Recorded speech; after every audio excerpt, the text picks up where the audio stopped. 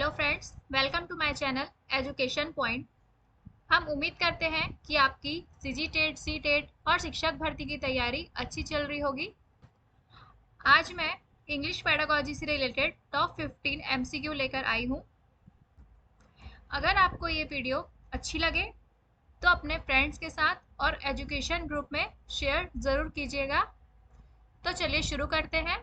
आज का हमारा टॉपिक है लैंग्वेज स्किल्स। ये लैंग्वेज स्किल्स का लास्ट पार्ट है। इसके बाद जो हमारा नेक्स्ट टॉपिक होगा उसे मैं वीडियो के लास्ट में बताऊंगी। तो चलिए शुरू करते हैं। Question 1। Question 1, what is important in increasing reading competency? मतलब पठन की क्षमता में सबसे ज़्यादा इम्पोर्टेंट क्या है, ये पूछा गया है। Option A, practice structures of language. Option B, more attention on pronunciation. Option C, learning material. Option D, practice question given in the text. तो ऑप्शन ए है जो प्रैक्टिस स्ट्रक्चर्स ऑफ लैंग्वेज, मतलब कि लैंग्वेज के स्ट्रक्चर का practice कीजिए। जैसे कि लैंग्वेज स्ट्रक्चर होते हैं हमारे subject plus object, subject plus verb plus object, ठीक है, इनका प्रैक्टिस कीजिए। Option B, more attention on pronunciation, मतलब कि प्रोनाउंसिएशन को क्या कीजिए, मोर अटेंशन यानी कि ज़्यादा अटेंशन दीजिए। या फिर option C, learning material. Learning material में आ जाएगा हमारा टीएलएम, ठीक है। Option D, practice question given in the text, मतलब जो भी प्रैक्टिस क्वेश्चन दिए जाते हैं टेक्स्ट में उन्हें। तो इसका सही आंसर होगा ऑप्शन ए, मतलब पठन की क्षमता में सबसे ज़्यादा इंपॉर्टेंट क्या होगा, तो प्रैक्टिस स्ट्रक्चर्स ऑफ लैंग्वेज, ठीक है। लैंग्वेज स्ट्रक्चर की प्रैक्टिस ज़्यादा इंपॉर्टेंट होगी। तो जैसे कि उच्चारण में ज़्यादा ध्यान देना, टीएलएम, है ना, या फिर प्रैक्टिस क्वेश्चन, ये तीनों क्या है, उतने इंपॉर्टेंट नहीं होंगे जितना कि ये इंपॉर्टेंट है। तो option A is the right answer. Question 2, the sequence of a writing process would be in the following order। तो इसमें हमसे पूछा गया है कि राइटिंग प्रोसेस यानी कि लिखने का सही स्टेप्स बताओ बोला है, ठीक है, सही सीक्वेंस बताने बोला है लेखन क्षमता का। तो ऑप्शन ए, रिव्यूइंग, मॉनिटरिंग, ट्रांसलेटिंग। इसमें रिव्यूइंग मतलब हो जाएगा पुनः देखना, मॉनिटरिंग करना, और या फिर ट्रांसलेटिंग करना उसके बाद, ठीक है। ऑप्शन बी, प्लानिंग करेंगे पहले कि ट्रांसलेटिंग की रिव्यूइंग करेंगे। Option C, translating, reviewing, monitoring, या ऑप्शन डी, प्लानिंग फिर मॉनिटरिंग फिर रिव्यूइंग। तो इसका सही स्टेप कौन सा होगा लिखने का? तो option D is the right answer. पहले हम प्लानिंग करेंगे, फिर मॉनिटरिंग करेंगे, उसके बाद हम रिव्यूइंग करेंगे, ठीक है। Question 3, critical thinking will be a byproduct of option A, creative writing, option B, extensive reading, option C, listening carefully to others, option D, all of the above। इसमें ये पूछा गया है कि जो आलोचनात्मक चिंतन है ना, आलोचनात्मक चिंतन, क्रिटिकल थिंकिंग को क्या कहेंगे हम, आलोचनात्मक चिंतन, ये किसके द्वारा होता है, ठीक है, आलोचनात्मक चिंतन किसके द्वारा होता है? Option A, creative thinking is the right answer, नहीं। एक्सटेंसिव रीडिंग या फिर लिसनिंग केयरफुली टू अदर्स, ये तीनों ही क्या है, ऑप्शन सही है। आप क्रिएटिव थिंकिंग पॉजिटिव वर्ड है करके इसे ही मत आंसर लीजिएगा, ऑल ऑफ द अबव इसका राइट आंसर होगा। इन तीनों में ही क्या होता है, क्रिटिकल थिंकिंग होता है, ठीक है। आलोचनात्मक चिंतन इन तीनों प्रकार से होगा। Question 4, how will the teacher best teach writing skills to a class. मतलब कि कैसे टीचर राइटिंग स्किल्स को, है ना, राइटिंग स्किल्स को क्लास में, कक्षा में पढ़ा सकता है। Option A, through dictation. Option B, by asking student to learn articles and rewrite them. Option C, by brainstorming ideas and asking students to write in their own words. Option D, by asking students to write neatly. तो option ए में कहा गया है कि सुनकर लिखने के लिए कहेंगे, सुनकर लिखने के लिए कहेंगे, या फिर ऑप्शन बी, विचार मन में लाए फिर शिक्षक उन्हें कहे कि उन्हें अपने शब्दों में लिखित रूप दे, है ना। बाय ब्रेनस्टॉर्मिंग यानी कि विचार पहले मन में लाए बच्चा, फिर क्या करे, शिक्षक उन्हें अपने ओन वर्ड्स में लिखने के लिए कहे, या ऑप्शन डी, नीटली यानी कि साफ सुथरा लिखे बच्चा। तो राइटिंग स्किल्स कैसी होनी चाहिए? Option C is the right answer. Brainstorming यानी कि विचार मंथन, विचार मंथन, इसका मतलब होता है विचार मंथन। तो by brainstorming ideas and asking students to write in their own words is the right answer.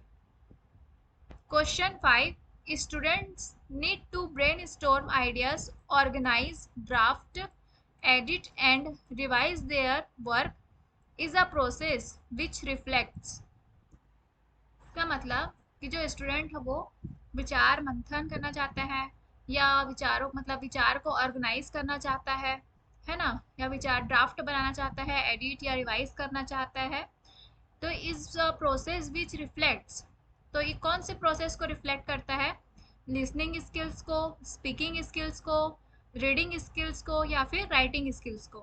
तो इसका सही आंसर है option D, writing skills is the right answer. Question 6, reading for comprehension can be best achieved through. मतलब इसमें पहले comprehension मतलब क्या हो जाएगा? समझना, ठीक है, समझना या समझ। कॉम्प्रिहेंशन मतलब हो जाएगा समझ। तो मतलब पढ़कर समझना, रीडिंग यानी कि पढ़कर समझना कैसे सबसे अच्छी तरह प्राप्त किया जा सकता है, ठीक है। तो option A, teaching learners to run a finger और pencil under the line being read. मतलब जो टीचिंग लर्नर्स हैं वो क्या करेंगे, पेंसिल या फिर अपनी उंगली रखकर रीड करेंगे। Option B, asking the children to read the text aloud, मतलब तेज तेज बोलकर पढ़ेंगे।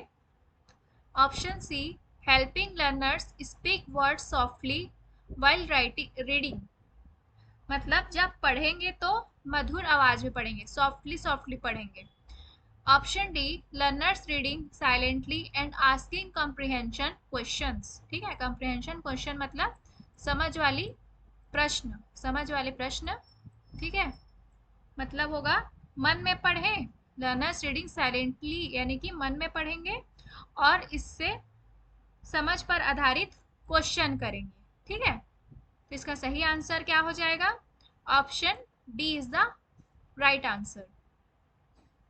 Question 7, using a word bank and brainstorming helps to build। Option A, ideas, option B, writing skills, option C, reading comprehension, option D, vocabulary. मतलब word bank मतलब क्या होता है पहले देखते हैं। वर्ड बैंक मतलब क्या होता है? शब्दों की शब्दावलियां को हम क्या कहेंगे? शब्दावलियों को वर्ड बैंक कहेंगे, ठीक है। शब्दावलियों को हम वर्ड बैंक कहेंगे, ठीक है। तो word bank and brainstorming helps to build, यानी कि वर्ड बैंक शब्दों की शब्दावलियां और ब्रेन स्टॉर्मिंग यानी कि विचार मंथन किसमें है, क्या चीज को बिल्ड करने में हेल्प करेगा, तो वोकाबुलरी को बिल्ड करने में हेल्प करेगा। ठीक है, वोकाबुलरी मतलब भी क्या होगा, शब्दावलियों का निर्माण के लिए। ठीक है, question 8, what is the skill among the ones given below that cannot be tested in a formal written examination? Option A, meaning of words and phrases. Option B, extensive reading for pleasure. Option C, analyzing text. Option D, reading for information. मतलब जिसका test नहीं हो सकता formal written examination में। ठीक है, formal written examination में option A, meaning of words and phrases, मतलब शब्दों के मीनिंग का, फ्रेजेस का, एक्सटेंसिव रीडिंग का जो कि प्लीजर के लिए हो, या फिर एनालाइजिंग टेक्स्ट का, या फिर रीडिंग फॉर इंफॉर्मेशन के लिए। ठीक है, तो इसका सही आंसर है ऑप्शन बी। ये जो तीनों ऑप्शन है, ऑप्शन ए, ऑप्शन सी और ऑप्शन डी, ये तीनों ही क्या आ जाएंगे, फॉर्मल है। ठीक है, ये जो तीनों ऑप्शन है वो फॉर्मल रिटन एग्जामिनेशन में आएंगे, और जो एक्सटेंसिव रीडिंग फॉर प्लीजर है ये किस में आ जाएगा, ये है इनफॉर्मल। ठीक है, ये हो जाएगा इनफॉर्मल।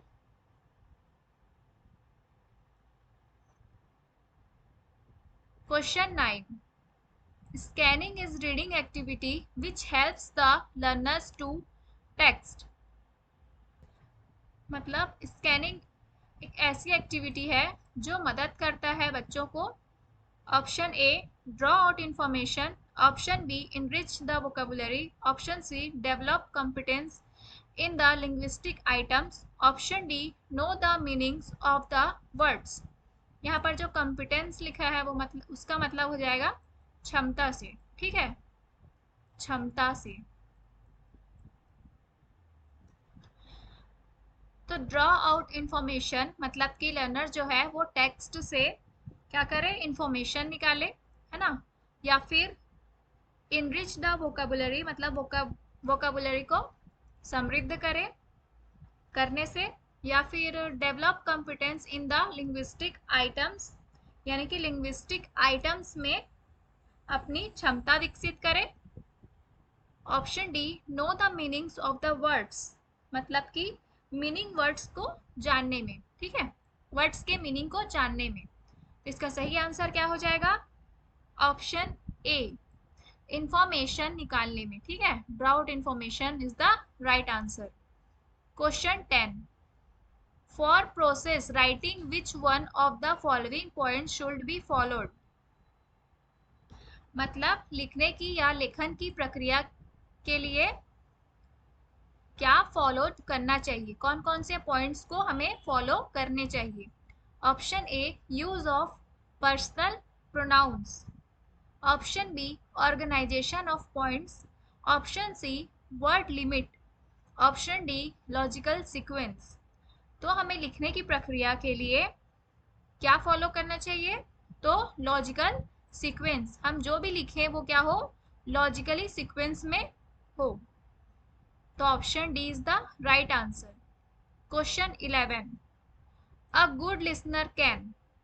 ऑप्शन ए मतलब कि पूछा गया है कि एक अच्छा श्रोता हो सकता है। ठीक है, option A, correctly respond to every question asked मतलब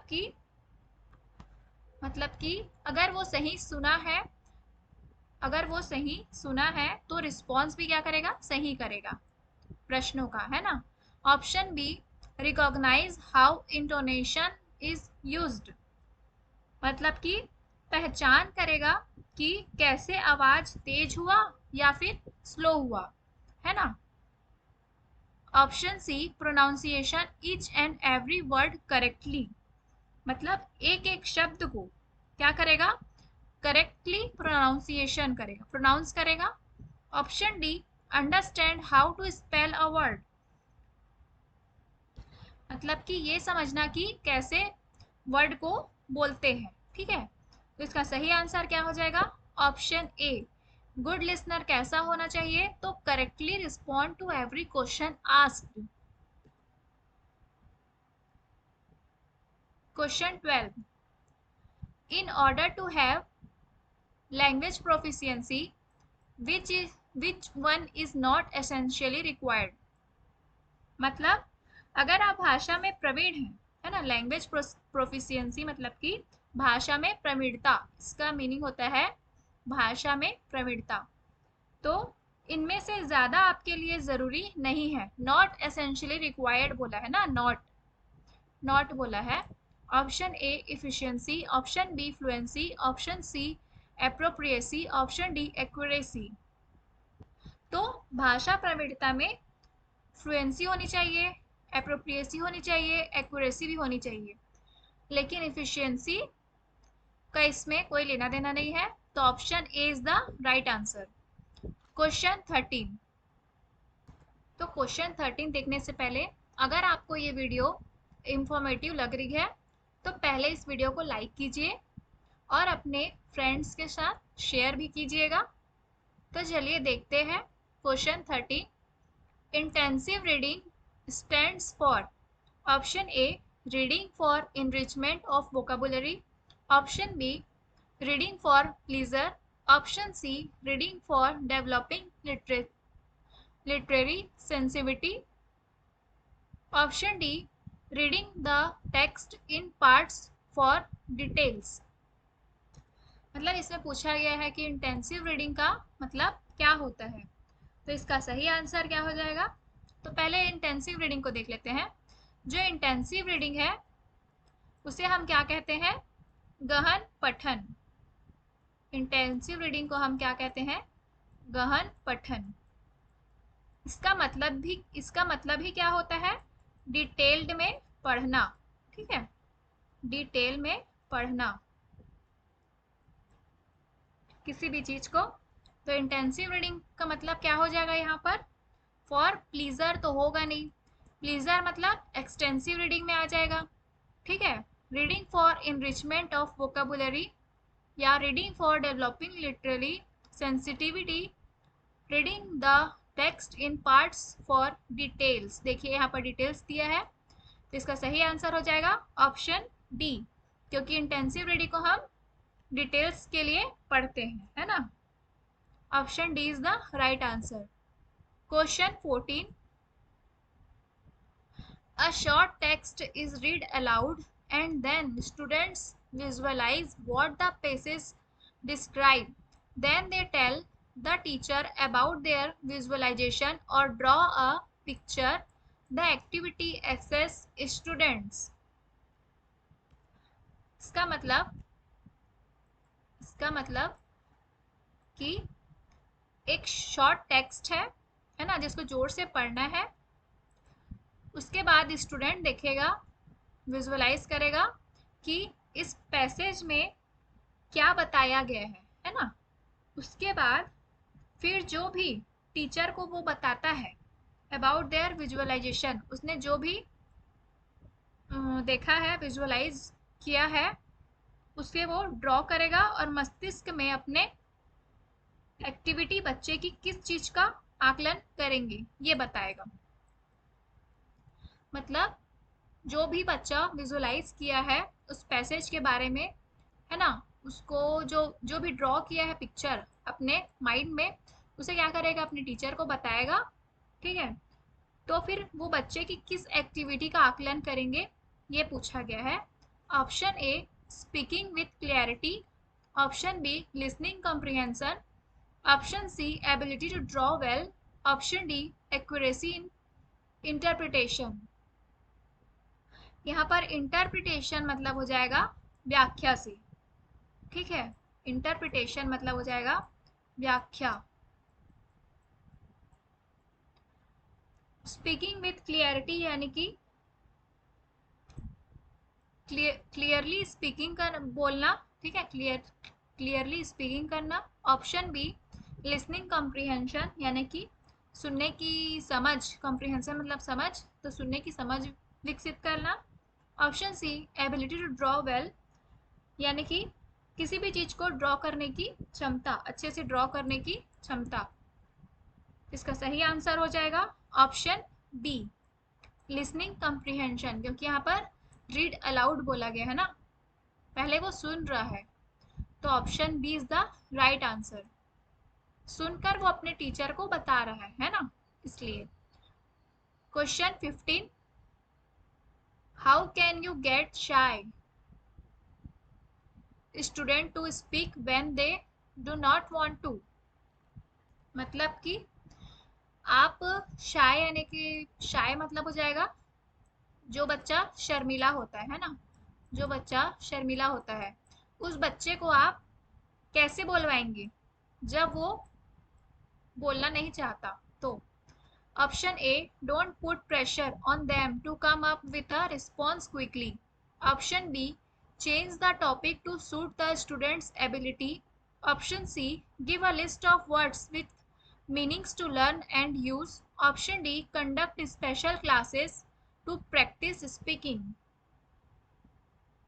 मतलब ऑप्शन ए कि उसके ऊपर प्रेशर मत डालिए, है ना, कि वो क्या करे, जल्दी जल्दी बोले, रिस्पॉन्स क्विकली, मतलब कि आप जो भी उससे क्वेश्चन करें उसका रिस्पॉन्स वो तुरंत दे, ऐसा प्रेशर उसके ऊपर मत डालिए। Option B, change the topic to suit the students ability, मतलब कि आप टॉपिक को चेंज कर दीजिए जो बच्चे की एबिलिटी को सूट करता हो।